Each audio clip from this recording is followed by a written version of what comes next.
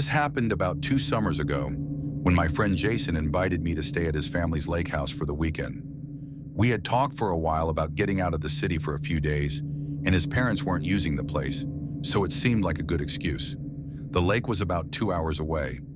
It wasn't so remote that you felt cut off from civilization, but it was definitely isolated enough that once you got there, everything felt quieter than normal. The houses around the lake were spread out, and a lot of them looked like vacation homes that only got used a few times a year. We got there on a Friday afternoon. The house itself was exactly what you'd expect. Wood exterior, slightly weathered, with a small dock and an old motorboat tied up at the end. Inside it was clean, but it had that still feeling certain places get when nobody has been there in a while. We unpacked, grabbed a couple beers, and spent most of the evening sitting on the dock. The lake was almost completely still, and the air was calm enough that every sound seemed to carry. It was peaceful, but after a while I started to notice how empty it felt. Not just quiet, but almost too quiet. At some point that night, Jason went silent in the middle of talking and looked across the lake. He asked if I could see something. At first I couldn't, but then I noticed a light coming from one of the houses on the opposite side. It was faint, almost like someone shining a flashlight from inside. I didn't think much of it until it started flashing in a pattern. 3 short flashes, then 3 long ones, then 3 short again. I sat up and stared at it for a second. Jason looked at me and said, "That's SOS, isn't it?" I told him I thought it was. We watched it repeat the pattern a few more times. I figured there had to be some explanation. Maybe someone messing around. Maybe kids, maybe just a weird coincidence. But Jason got it in his head that somebody actually needed help. He stood up and said he was going to go check it out. I told him that was a bad idea. It was dark. We didn't know who was over there. And if it really was an emergency, we should call someone. But there was barely any signal out there, and Jason was already heading back toward the house. He grabbed the keys to the small boat and told me he'd be back in 10 minutes. I still think about the fact that I didn't go with him. I watched him untie the boat and head out across the water. The sound of the engine faded pretty quickly, and I stayed on the dock watching the light across the lake. It kept flashing the same pattern for a minute or two, then suddenly stopped. Just like that. No more light. No movement. Nothing. That was the moment I started feeling like something was seriously wrong. I waited for Jason to come back, figuring he'd realize it was nothing and head straight back. But 10 minutes passed, then 20. I went inside, tried calling him, and got sent straight to voicemail.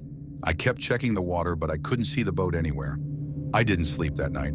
I sat on the dock for hours just staring out at the lake and listening. Around sunrise, I finally saw the boat. It was floating about halfway across the water, not moving. I called the police as soon as I could get enough signal from the road. They came out later that morning and went straight to the boat. When they brought it back, everything was still there. The keys were in the ignition. Jason's wallet was in one of the side compartments. His phone was sitting on the seat. There was no sign of damage, no blood, no indication of any kind of struggle. It looked like he had simply stopped using the boat and vanished. They searched the lake for the rest of the day. Divers went down. Other officers checked the shoreline. Nothing. A couple days later, they searched the house across the lake, the one where we had seen the flashing light. It was completely empty. No furniture, no people, no power. According to one of the officers, the place hadn't been used in months. But there was one thing they did find: fresh, muddy footprints on the dock. Just one set. They started near the edge of the dock and led back toward the house. That was it. No second set. No sign that anyone had come down to meet Jason. No indication that he had ever stepped onto the dock at all. Jason was never found. His phone never showed any activity after that night, and none of his bank accounts were touched. It was like he just stopped existing the second that boat reached the other side. I never went back to that lake house after that weekend. The part that still gets to me isn't just that he disappeared. It's that somebody or something knew exactly how to get him across that water. And whatever was flashing, that light knew he was watching.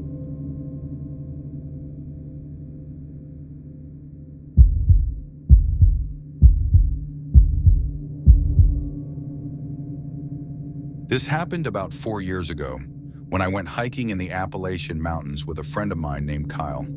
We weren't experts, but we weren't completely new either. We had done a few trails before, always sticking to marked paths and keeping things simple. This trip was supposed to be the same, just a 2-day hike with one overnight stop. We got there early in the morning. The trailhead was fairly busy at first, people coming and going, groups getting ready, nothing unusual. It felt normal. We started hiking around 9 a.m. The first couple of hours were exactly what you'd expect. Wide trail, clear markings, other hikers passing by every so often. We talked, joked around, stopped a few times for water. Everything felt fine. After a while, the number of people started to thin out. That didn't seem strange. It was a long trail, and not everyone goes the same distance. Around midday, we reached one of the trail markers, marker 12. I remember it clearly because Kyle pointed it out and made some comment about how we were making good time. We stopped there for a short break. That's when he said he was going to step off the trail for a minute. Not far, just into the trees. I told him I'd wait. He walked off to the right side of the trail.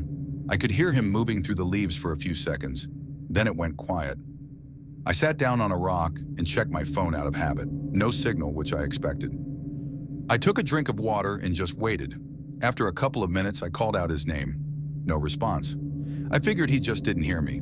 Another few minutes passed. I called again, louder this time. Still nothing.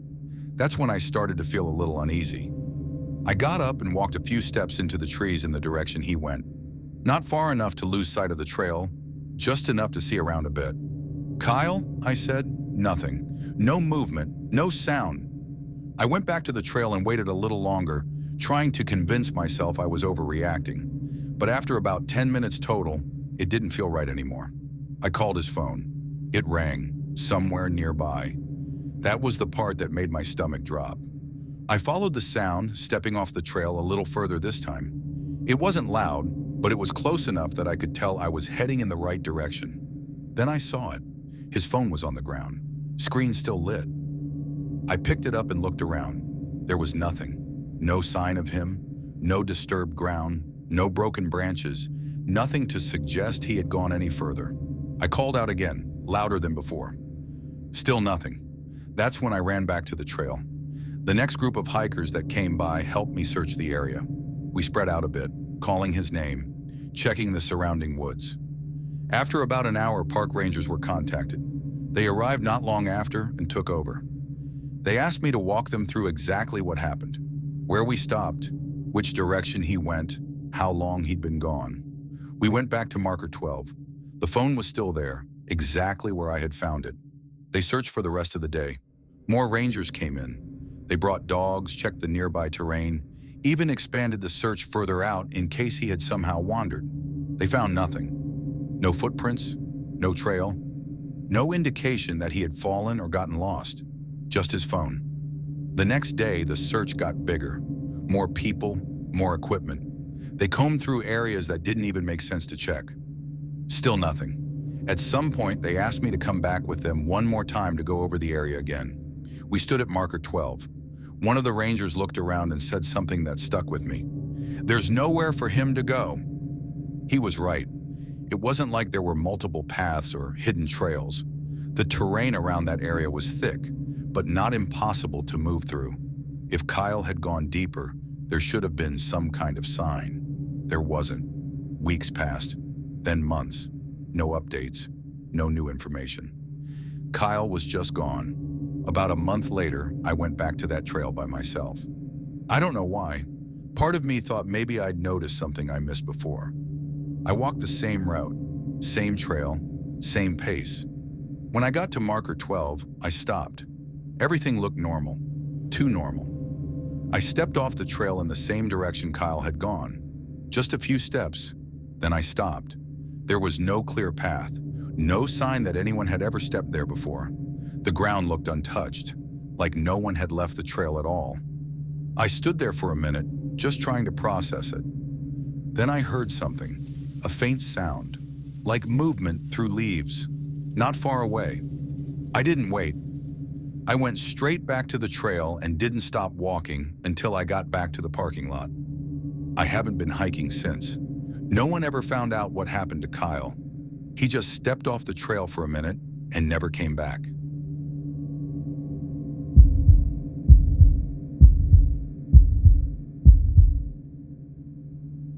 This happened about a year ago, and it involves one of my closest friends, Ryan. I had known him since high school.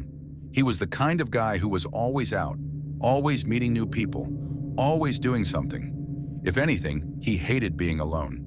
So when he told me he had matched with someone and was going out that night, it didn't stand out as anything unusual. Earlier that day, he sent me a screenshot of her profile. Normal pictures, normal bio. Nothing that gave off any kind of red flag. They had been talking for a few days, and from what he told me, everything seemed fine.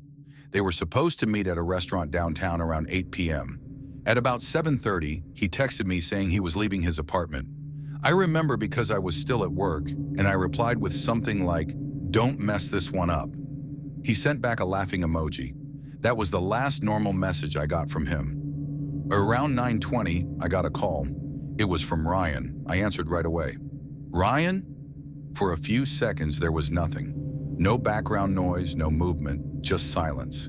Then I heard breathing. It was slow and uneven, like someone trying to stay quiet. "Hello?" I said again. Still nothing. The breathing continued for a few seconds, then the call ended. I sat there for a second, looking at my phone, trying to make sense of it. I called him back immediately, but it went straight to voicemail. At the time, I didn't think it meant anything serious. I figured maybe he had accidentally called me or his phone was glitching. It wasn't until the next morning that things started to feel wrong. I hadn't heard from him at all. No follow-up text, no call, nothing. That wasn't like him. I tried calling again, still nothing. By early afternoon, his sister reached out to me asking if I had heard from him. That's when I realized it wasn't just me being paranoid.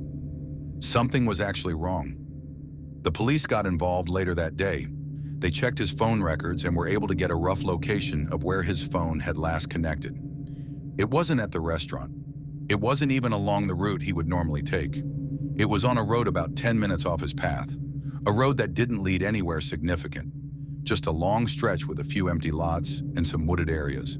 They found his car that same night, parked on the side of that road, engine off, doors locked. Nothing looked out of place.